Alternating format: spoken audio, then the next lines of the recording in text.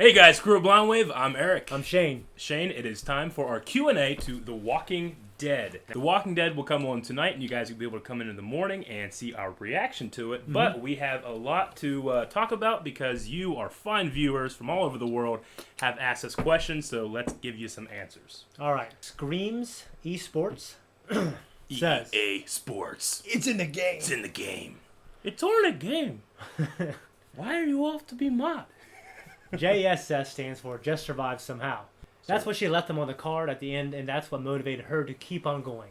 So she wrote it everywhere to keep reminding her to do it. Okay, so that little card at the end, Just Survive Somehow, that's what she's been sent, because we were like, what the hell is JSS? Yeah, I feel like an idiot now. Big bunch of idiots, but we got these guys helping us out. So yes. That makes sense. Just Survive Somehow is kind of a pessimistic life view.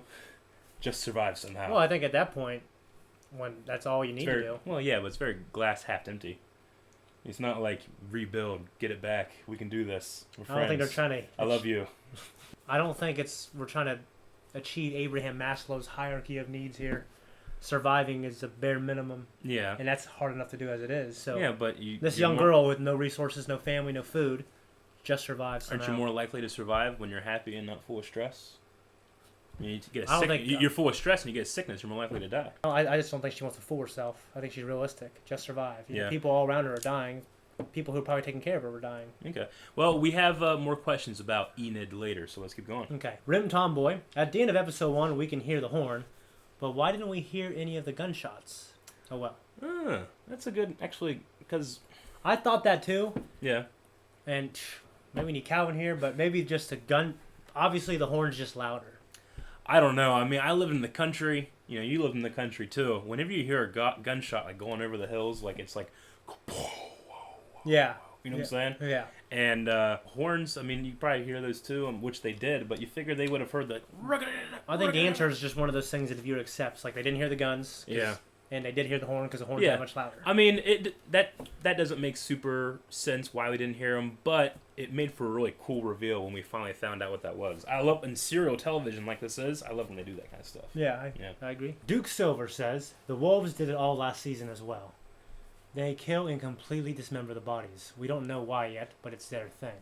Yeah, this week especially when I was editing the last reaction, I did remember that. Remember, I think his name was Noah, the black kid that went back to his house. He was trying to find his family or something, and they found these piles of dismembered bodies. Yeah. Why are they dismembering people? One of my thoughts is just that maybe they don't want to kill the zombies, they just don't want them moving around. Oh, they seem to be insane. Well, maybe it's some kind of shit. I don't know. Maybe they worship the zombies. Yeah, it's kind of like a cult mentality they seem to have. Yeah. Because one guy said we were chosen or something like that, didn't he? It's like we didn't choose, we were chosen. Yeah, we were chosen. Someone did say that. Yeah, that sounds like that kind of cult mentality, John Jones kind of thing. Yeah, and they got the W, what I mean, which is on the forehead. Yeah. Which is kind of a. I mean, the people at... It's like Ash Wednesday. Yeah, it reminds me of Terminus, where they were eating people, and they kind of had just changed the way their thought process was, and then everybody was cattle. They weren't people anymore. Yeah. And that's kind of like a cult mentality too. So, do the Wolves also have that where they maybe...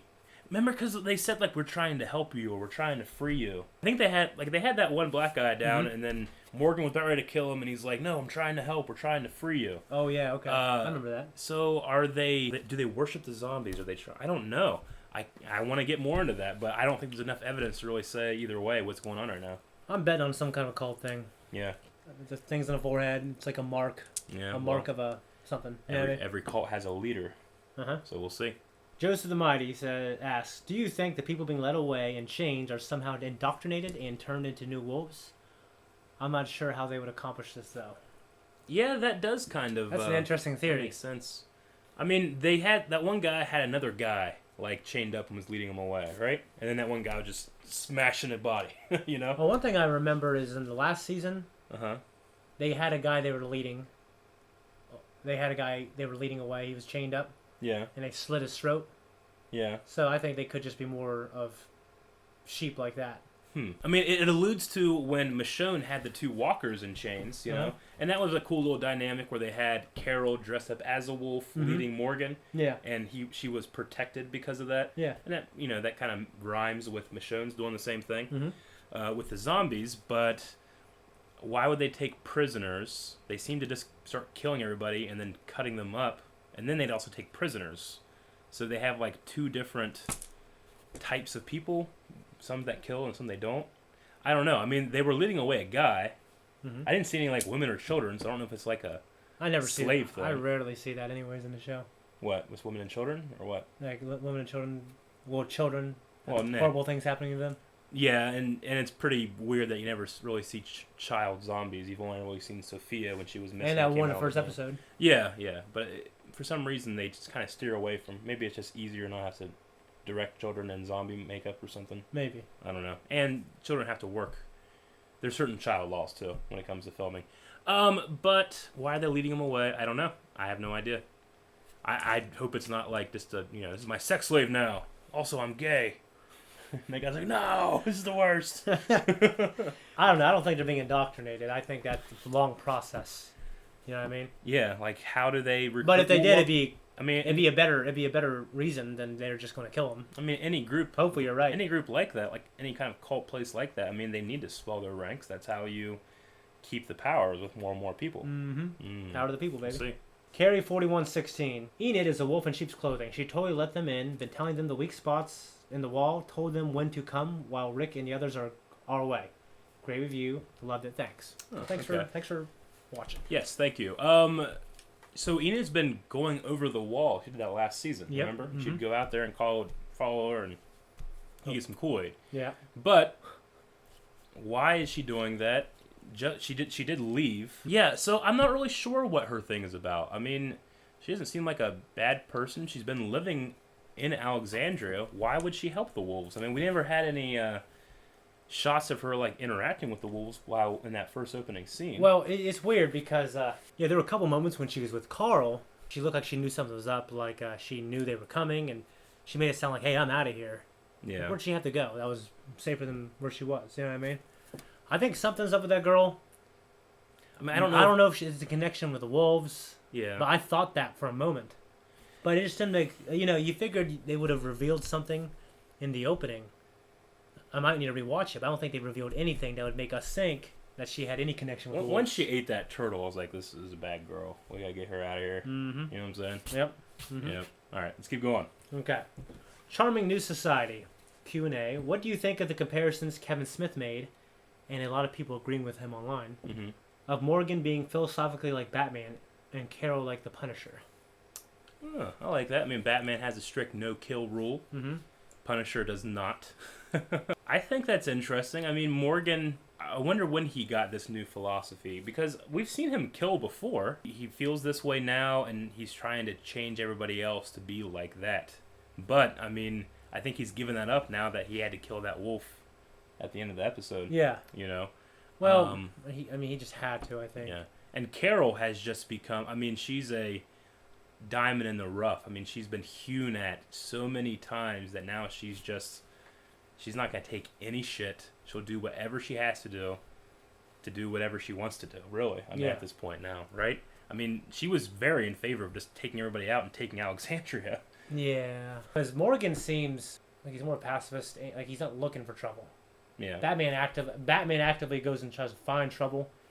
And Morgan seems idealistic about... Well, almost naive. That is true, but I mean, whenever the horn was going, I mean, he went in there to help people. Yeah, he did. I mean, so I don't think he's pacifist to the point like he refuses to fight. He'll only fight up to a point, and then he refuses to kill. I think that he thinks that everybody has the ability to be redeemed. Yeah. And I do not think that's the case anymore. Yeah. You know, he killed that guy. Carol, I don't think believes in anybody anymore. I don't really know where she is in her mind, but I think she's loyal to the group. Yeah, she's very loyal to the group, but I think that's like all she has. She lost her daughter, so she doesn't have anything but the group, and she's become a very strong character, so she doesn't want to have anywhere to take that strength other than focus on the protection of the group. So yeah. It's interesting. Grizzle's Vault. With the infiltration of the wolves and the herd of walkers close behind, do you think Alexandria could be erased as a safe port by the mid-season break?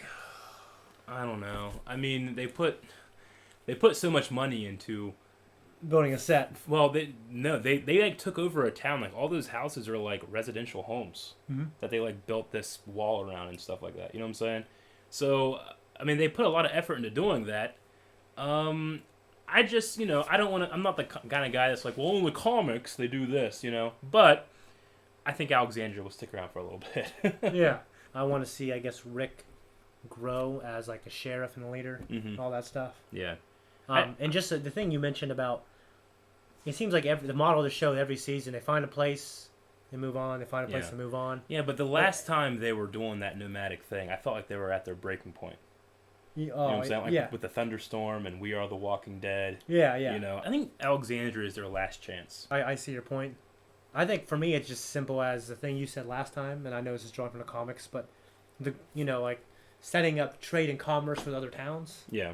I think that's just like rebuilding civilization. I think it's a fun next step. Yeah, I think it would be too. I think that if we went back to nomadic life with no central base, then we've had it a lot. We've had it a lot. So let's. And we got Fear the Walking Dead for that now. We do. Yep. Which we got to finish reacting to. Christopher Washington. Guess they miss a part where Enid pretty much says she is associated with the wolves.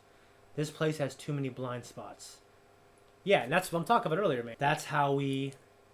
Then she gets cut off by Carl. Mm-hmm. That would explain all her trips into the woods, or maybe I'm just crazy. That's what I'm saying. Like, I couldn't recall from memory because when she's with Carl, that's what I was talking about earlier with this other dude's question. Yeah.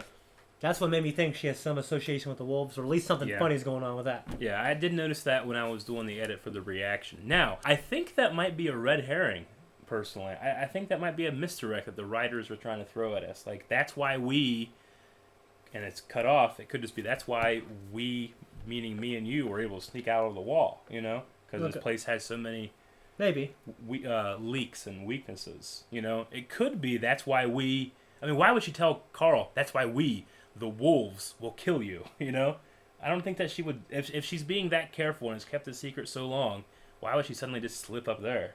Good point. It being a red herring might be, that's kind of interesting. I think that's theory. a red herring. Okay. All right, last question. Sir Jorah Mormont. Love that character. Do you think the Ninja Turtles could have prevented the domestic abuse like Rick thought he could? Absolutely. The Ninja Turtles can do pretty much anything. I agree. I'm actually going through the IDW comics right now. Yeah. And they are incredible. Yeah, the new Ninja Turtle comics. They are awesome. Yeah. Well, no spoilers. Well, yeah, but I definitely think they could. Yeah.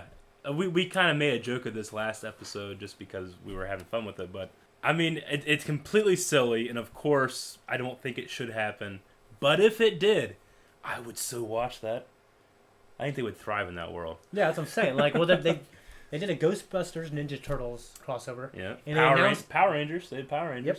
And they already announced. I don't know if you heard about this, but Batman Ninja Turtles crossover. Did you hear about that? Yeah, like a comic, right? Yep. Or is it a movie? It's a comic. Okay. I didn't know if it was an animated movie or not. It's a comic. So okay. I would love the Ninja Turtles being the Walking Dead world.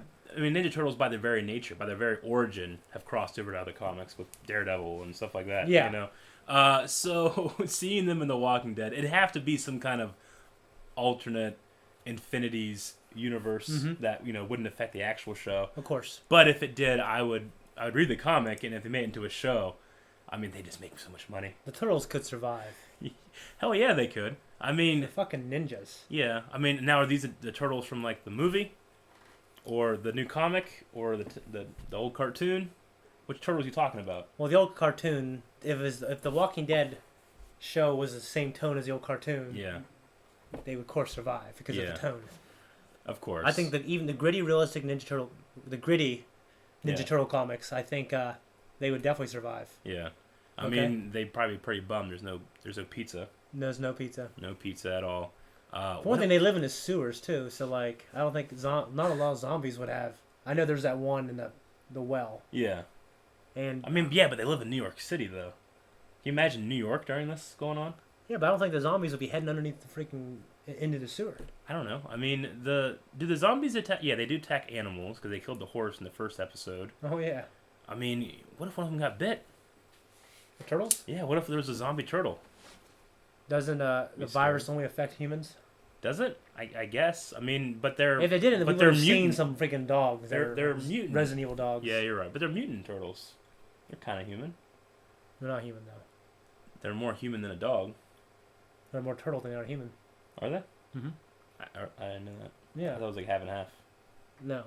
Well, I mean, I guess it depends on the canon, but I'm on which canon. But I'm pretty sure they're considered turtles that are bipedal. That just have human intelligence. I mean, that's a big give. Is like, and they also have human intelligence. Like, I mean, they're more turtle though. It's like, yeah, but human intelligence is like the defining characteristic of humanity that's changed the world and could destroy it. Good point. All right, guys, that's everything for the Q&A. We had some good questions. Once again, tonight, which is Sunday, you guys will want to tune into The Walking Dead, and then sometime in the morning, I'm not sure when, because I have to edit the actual reaction down to less than 10 minutes to avoid any kind of copyright stuff. Yep. So it takes a little while to get it up. We'll probably have it around 6 in the morning or so Eastern time. So make sure you guys are watching that. You can put down in the comments below of that video your Q&A questions for next show. Hope you guys had fun. Make sure you're telling your friends because we want to have more people come and enjoy these things. We want to have more different questions. And as you can see with the last question there, we don't mind answering really silly ones. So more silly. I like that kind of stuff. All right. I'm Eric. I'm Shane. And we'll see you guys tomorrow.